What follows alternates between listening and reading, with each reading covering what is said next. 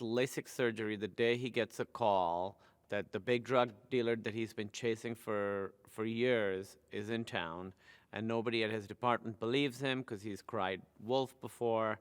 And so he calls an Uber driver and enlists and basically forces the Uber driver to sort of go on this all-night adventure, all day, all night adventure to get this drug dealer to sort of be his eyes, and I'm the Uber driver.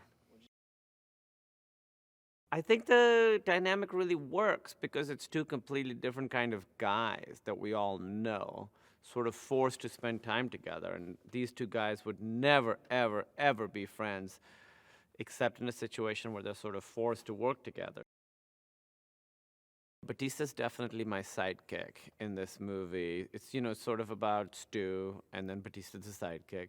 No, I think it's a story of both of them equally. I don't think anybody is anybody's sidekick. I think it sort of switches scene to scene. So there are certain scenes where I am definitely his sidekick, and then there are certain scenes where he's my sidekick. So that's what I like about it, is that it's very balanced, and that they realize that their roles aren't hero and sidekick. It's that their roles are both, depending on the situation.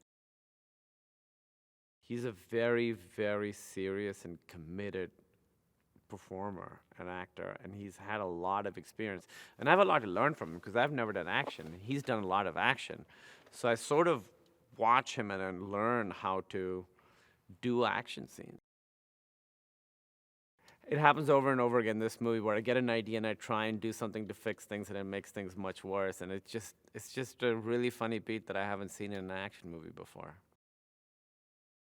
He's just really, really great at action and the comedy stuff and the dramatic stuff. It's rare to find a director who can sort of hit all those different things, because you watch these movies and you can feel like, oh, this was more of a comedy director doing an action movie, or this is more of an action director made an action movie with some comedy in it. But Michael Dowse, he's really good at both aspects of it, and he's really funny, and the stuff he does with the camera is really cool and interesting. And I feel like so many comedies now sort of look the same, and this one doesn't.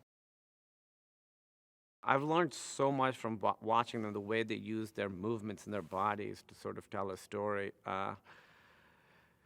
It's really, really fascinating, and they're all so good, and they nail it every time, and then they completely stand back up. Like, I watch a thing, I'll see somebody like crash through glass, and I'm like, oh, that guy's going to the hospital. And he gets up, he's like, all right, let's do it again. I'm like, wow, I will never be like that.